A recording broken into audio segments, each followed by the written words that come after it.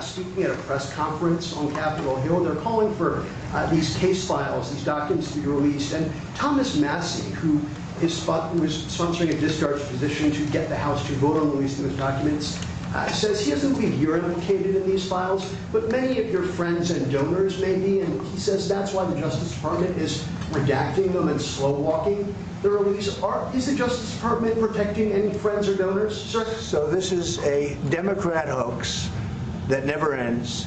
You know, it reminds me a little of the Kennedy situation. We gave him everything over and over again, more and more and more, and nobody's ever satisfied. From what I understand, I could check, but from what I understand, thousands of pages of documents have been given.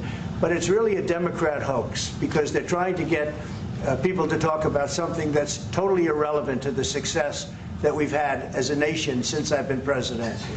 Even if you look at D.C. right now, nobody's going to talk about, because they're going to talk about the Epstein, whatever.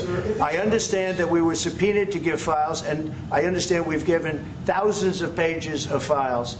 And I know that no matter what you do, it's going to keep going. And I think it's enough, because I think we should talk about the greatness of our country and the success that we're having.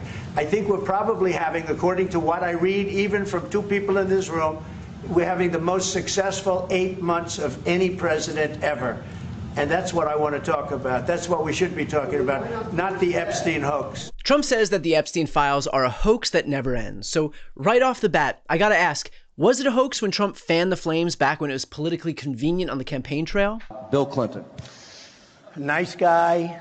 Got a lot of problems coming up, in my opinion, with the famous island with Jeffrey Epstein. You raised the question of Jeffrey Epstein in your remarks about in the Q&A. Well, I think he's got a problem. I mean, what do you think the problem will be? I don't know, but that island was really a cesspool. There's no question about it. Just ask Prince Andrew. He'll tell you about it. The island was an absolute cesspool. So Nobody ever heard of Bill Clinton on a predator island before Donald Trump brought it up, or Prince Andrew. And it's commendable, because Donald Trump was right. Bill Clinton did go to that island. There's tons of evidence of that, including but not limited to the victim testimony. And of course, Prince Andrew paying 10 million plus pound sums in order to silence victims. I mean, Trump was telling us before anybody knew about this. Or was it a hoax when Trump's cabinet members were fanning the flames to build their brands? Everybody in politics has a vice that's much worse than alcoholism, is the way that I put it. But we release the list. Seriously, we need to release the Epstein list. That is an important thing. You say that the FBI has Epstein's list. They're sitting on it. That doesn't seem like something you should do. You're protecting the world's foremost predator. That seems like an evil thing to do, regardless of who may be embarrassed in the release of that list. Why is the FBI protecting the greatest pederast, the largest scale pederast in human history? Simple, because of who's on that list. So it wasn't bullshit when Trump and Vance and Bongino and Patel and Bondi and Haba and Don Jr. needed something to peddle to the rubes in their base.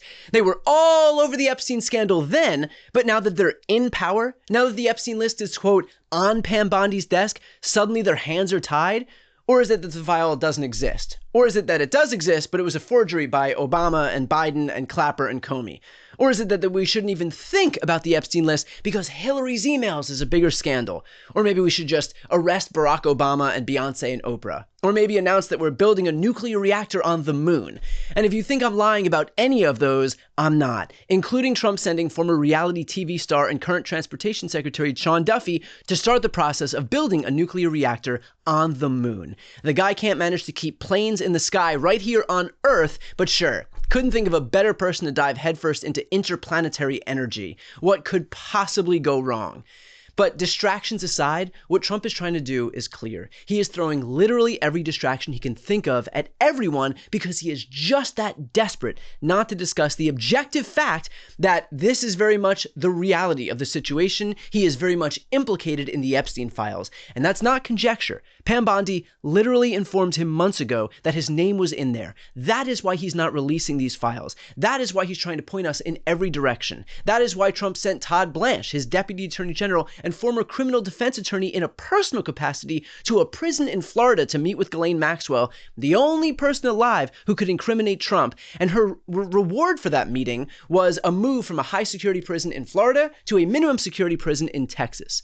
Trump promised his supporters transparency on Epstein. The guy is quite literally working hand in hand with Epstein's sex trafficking accomplice, Ghislaine Maxwell. He's not offering accountability, he is entrenching the very system that he swore to expose. Trump goes on in the initial clip to say that they've already handed over thousands of documents. And that would sound good to someone who doesn't know that virtually all of the files that have been released thus far by the DOJ in response to an oversight committee subpoena were already released before. A point that even Republicans are conceding. Democrats on your committee say 97% of the Epstein-related documents from the U.S. Justice Department released to the American people last night were already public. What do you say to that? Well, the 3% that weren't public, that's 3% more than Joe Biden released when he was president. Look, President Trump is complying with our subpoena, with my subpoena. He's turning over documents. We posted 34,000 last night. We expect to get more documents as soon as we get those documents and review to make sure none of the victims' names are listed who don't want their names listed. Then we're going to put those online as well. And we're going to seek justice for the survivors. And I think that's what the objective of this investigation should be. It's to find out, not only the names of who some of the people were that abused the girls, but also to hold many of these criminals accountable. And that's what the victims who we met with yesterday asked us to do.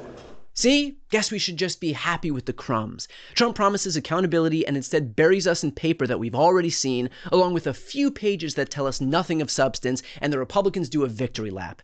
And finally, you'll notice how Trump says that we shouldn't talk about Epstein because we should talk about Donald Trump's successes instead. And the irony of that is that Trump has promised his supporters the world, but wholly and completely failed to deliver. He ran an entire campaign filled with fake populist promises. He promised an infrastructure law that never materialized, a healthcare plan that was cheaper and more comprehensive that never materialized, a middle-class tax cut that never materialized, a jobs boom that never materialized, a manufacturing renaissance that never materialized. In this term, he did the same thing, promising reduced costs and cheaper groceries and lower rent and justice when it comes to Epstein's victims and accountability for his criminal associates, but he's not delivering on any of those things.